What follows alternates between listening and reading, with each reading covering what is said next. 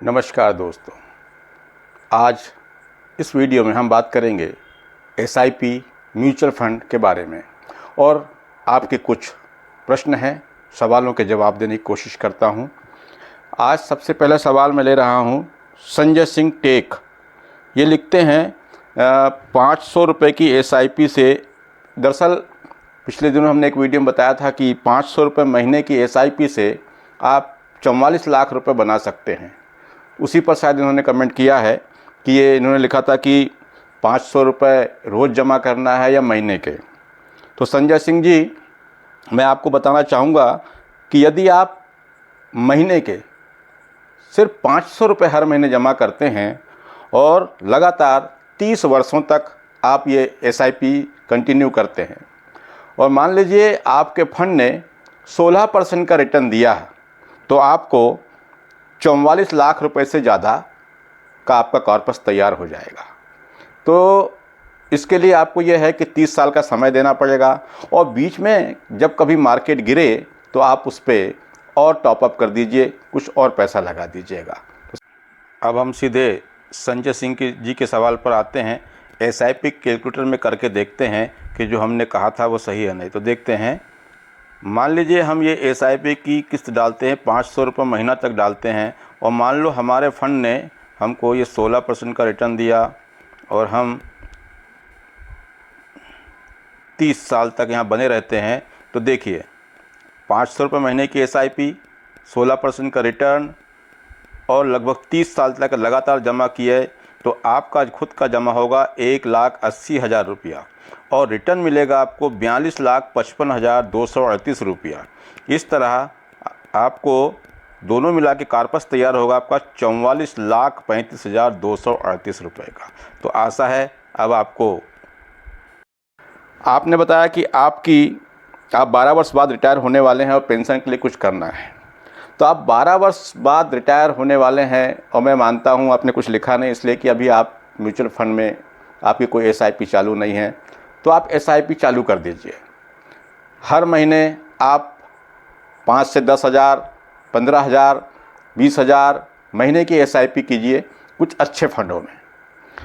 और जैसा कि आपने बताया कि आपकी रिटायरमेंट की उम्र 12 वर्ष बचे हैं, तो आप 12 वर्ष बाद रिटायर होंगे तो आपको अपना पैसा छोटी कंपनियों यानी स्मॉल कैप कंपनियों में नहीं लगाना चाहिए, ज़्यादा रिस्की फंड में नहीं लगाना चाहिए, बल्कि लार्ज कैप कंपनियों में लगाइए और वहाँ पर 12 साल बाद इस एसआईपी के अलावा भी जब भी कोई अलग से पैसा मिले तो आप उसमें डाल दीजिए। इस तरह आपका एक अच्छा खासा कॉर्पस तैयार हो जाएगा और रिटायरमेंट के बाद आप उसमें से हर महीने एक पेंशन ले सकते हैं और आपका अब तो बलराम जी, मान लेते हैं आप एसडब्ल्यू प्लान के लिए आप एक साथ या धीरे धीरे करके जब आप रिटायर होते हैं तो आपका कॉर्पस 50 लाख रुपए का जमा होता है और आप मान लीजिए हर महीने 10 लाख 10,000 या मान के चलिए 10,000 की जगह आप 20,000 रुपये महीने का पैसा पेंशन के रूप में लेते हैं।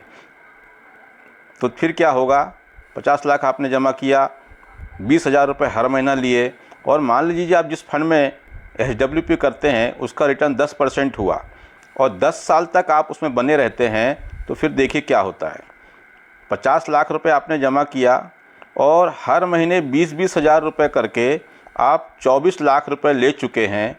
उसके बाद भी आपके जो 50 लाख रुपए हैं वो लगभग 90 लाख रुपए बनकर तैयार है। यानी 50 लाख रुपए आपने लगाया, 24 लाख रुपए आप हर महीने ले चुके 20-20 हज़ार करके, उसके बाद भी लगभग 90 लाख रुपए आपका कॉर्पस जमा हो गया। तो बलराम जी, लगता है आप समझ चुके हैं इस चीज़ को। जी का ये लिखते हैं, सर एक साथ 5 लाख रुपए जमा करना है, किस फंड में करूं, कृपया बताएं। नवीन जी, आपने ये तो लिखा कि एक साथ 5 लाख रुपए जमा करना है, लेकिन आपने ये नहीं लिखा कि आपकी उम्र कितनी है, आप क्या करते हैं। फिर भी मैं आपके प्रश्न का जवाब देना चाहूँगा। यदि आपकी उम्र 20, 25, 30, 35 साल के आसपास की है तो आप स्मॉल कैप, मिड कैप और एक लार्ज कैप इस फंड में अपना इन्वेस्ट कर सकते हैं। लेकिन यदि आपकी उम्र 50 साल 55 साल के ऊपर की है तो मेरी सलाह है कि आप लार्ज कैप कंपनी में जाएं, हाइब्रिड फंड में ही पैसा लगाएं जहां पर रिस्क कम हो। अगर आपने लिखा होता उम्र वगैरह। अब अगले प्रश्न की ओर चलते हैं। अगला प्रश्न है जय कुमार जी का। ये लिखते हैं, सर SIP में कितने रुपए महीना जमा कर सकते हैं? मेरी कमाई बहुत कम है, कृपया रिप्लाई कीजिए।